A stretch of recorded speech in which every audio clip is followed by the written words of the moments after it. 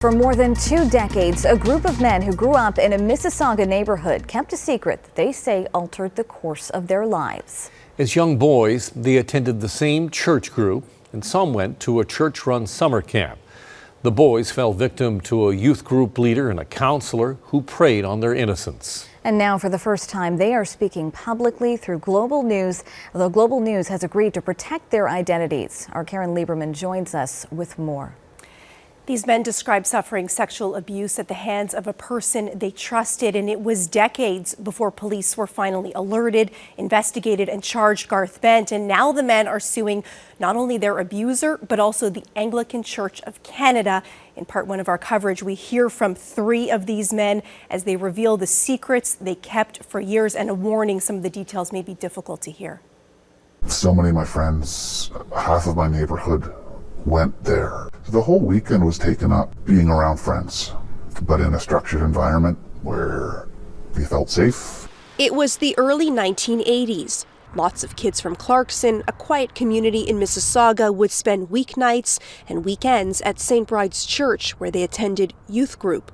It was everything, and Huge part of your childhood. oh, it was incredible. That youth group was my life. When I look back, and for the first few years, Garth was larger than life. Garth Bent was a youth counselor at the church at the time. He had a very charismatic personality, a very likable person.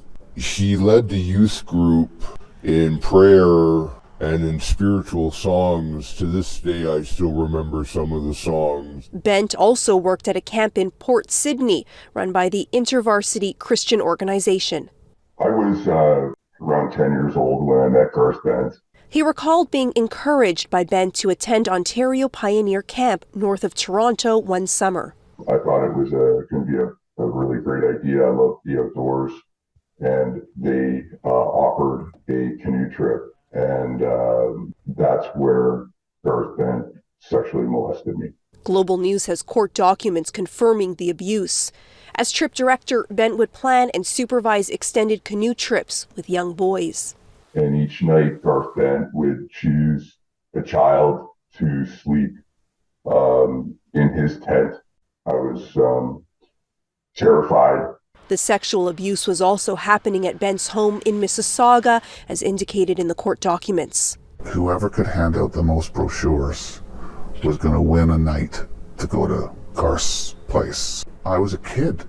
For probably the next half an hour, he sexually abused me. He had gained my trust and my confidence before he attacked. He began to put his hand into my underwear. And he began to masturbate me. I felt shameful. I felt hurt. I felt scared. For a long time, the boys kept the sexual abuse a secret. It's just complete numbing terror. You're truly intrinsically frozen about what to do with it. But it took a serious toll. I ended up being homeless for a few years. I was smoking crack, crystal, you name it, I was addicted to it. Anything that would take me away. I couldn't sit still by myself with my thoughts. Eventually, one of the men sought help from the church. So I tried to do the right thing and talk to the church, and what the church said to me was, go to the police. It would be another few years before one detective in the Special Victims Unit of Peel Regional Police sat down with him and began to investigate before this case was cracked open. Now the men are seeking accountability. Alan, that's coming up tomorrow in part 2. Tonight, an historic case of sexual abuse cracked open and a youth church leader charged and convicted. A warning that some of this subject matter is disturbing. Here now is Caryn Lieberman with part 2 of our special coverage. I tried to just forget about it because nobody had helped me. I had told the church, I had told my mom. It had been more than 20 years since he recalled suffering sexual abuse at the hands of a church youth leader when he went to police. He had struggled with things in his life as a result of the actions of Garth Bent, psychologically, emotionally. Detective Bruce Thompson with the Special Victims Unit of Peel Regional Police began to investigate. Garth Bent was a youth leader at a church in the Clarkson area of Mississauga, and also an outbound director at a children's camp up in Muskoka. So he had, unfortunately, access to many, many victims.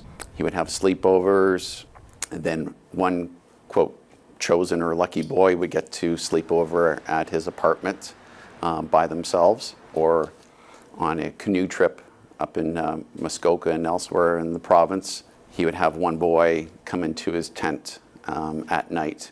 With reasonable grounds to lay charges, Thompson arrested Bent. In 2009, he pleaded guilty to 3 counts of indecent assault and 1 count of attempted indecent assault. The sentence was an 18-month conditional sentence. Thompson called it a slap on the wrist. What that is instead of spending 18 months in prison, you get to serve it in the community. You're allowed to go to work. You can go grocery shopping at least once a week. It doesn't serve as a specific or a general deterrent to have other people not to engage in these behaviors. But I do not feel that justice was done. I don't know how Garth got away without doing time, but it's very upsetting. The 3 men who shared their stories with Global News are now seeking accountability. We've sued the church. The church harbored a sexual predator. They knew he was having boys sleep over. They never should have allowed it. And we've sued the camp. And camp staff knew that he was selecting a different boy each night on these trips to sleep in his tent. And they never should have allowed it. And it's time to account. Do you believe there could be more victims of Garth Bent still out there? Absolutely, there will be. And I'm sure the ones that I've been able to come across, I'm just touching the tip of the iceberg, unfortunately. In his statement of defense, Bent has denied the allegations of sexual abuse. And the main goal for sitting with you today is to help prevent this from happening to others and to hopefully stir up some courage in others to come forward. Coming forward is changing my life. Life on the street, life with drugs, with alcohol, with gambling is so much harder than recognizing and admitting to myself that I didn't do anything wrong.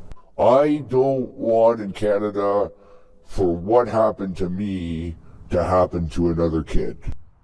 Detective Thompson wants people to know it is never too late to come forward to police. He believes there could be dozens more who may have suffered abuse at the hands of Garth Bent, and he wants to hear from them. If they're comfortable and able to reach out, he will investigate every single piece of information. And if not, then he encourages them to seek professional help to deal with the trauma of what they may have experienced as children. Neither Garth Bent nor the Anglican Church or St. Bride's would comment on the case or lawsuit, but St. Bride's has denied it had any knowledge of alleged acts of abuse. Caryn, what about that Ontario Pioneer Camp? Have they spoken out? So we did hear from Ontario Pioneer Camp. They gave us some information. They told us that they were not aware of any of the acts committed by Bent before or during the time he was a camp participant. The camp also says it has always met or exceeded the relevant standards for screening and training of its staff and volunteers. Now, the current process includes a vulnerable sector screening and police check, a training period with sessions of abuse policies and how to recognize signs that a camper may be at risk of harm, and the need to report abuse to authorities. So this is all information that the camp provided for us, Alan. Thank you, Caryn. Thank you.